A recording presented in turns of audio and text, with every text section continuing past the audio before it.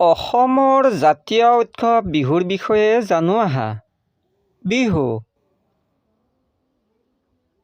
বিহু হৈছে অসমৰ জাতীয় উৎসৱ।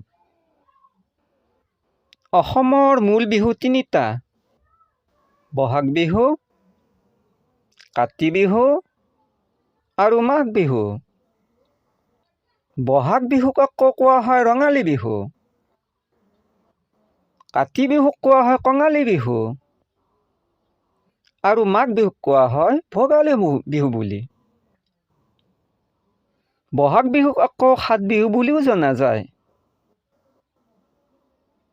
সেই সাত বিহু হৈছে গৰু বিহু, মানুহ বিহু, গোসাই বিহু, তাঁত বিহু, নাঙল বিহু, জীয়ৰী বিহু আৰু চেৰা বিহু।